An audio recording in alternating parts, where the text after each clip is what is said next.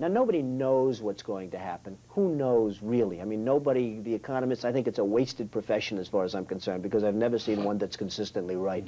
But nobody knows what's going to happen. But I'm, again, somebody that has a good instinct financially. I have had historically. I followed markets. I've been going the right direction, whether it's New York real estate or stocks or whatever. I know from a common sense financial standpoint that something has to burst. When a country is losing billions and billions and billions of dollars a year, and when other countries are making hundreds of billions of dollars, something is going to burst, and it's going to start here. I know it. It's a question of when. To me, it's not a question if, it's a question of when.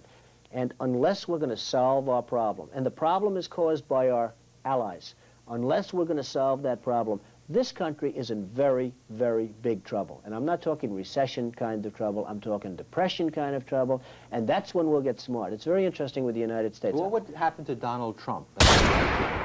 Well, Donald Trump gets hurt like everybody else gets hurt. Donald Trump, who knows? I'm a very conservative guy. I believe in having cash as opposed to a lot of other people that don't have cash. Having cash as opposed to a lot of other people that don't have cash. I have wonderful properties. I have wonderful everything.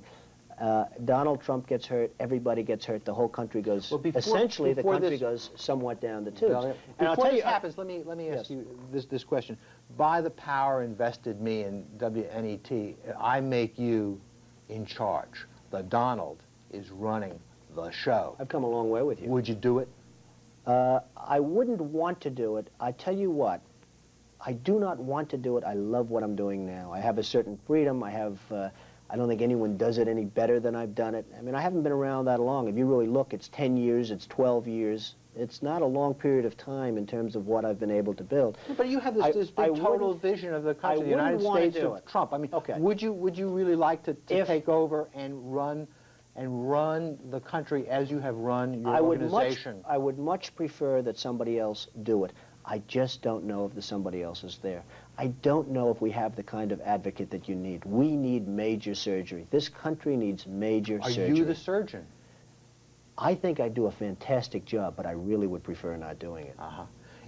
Are you saying you will take it only if drafted? No, I'm not saying that. I'm saying that I hope that somebody comes along who can be an advocate, and I think that somebody will be so popular. But you haven't seen anybody. He or she will be the most.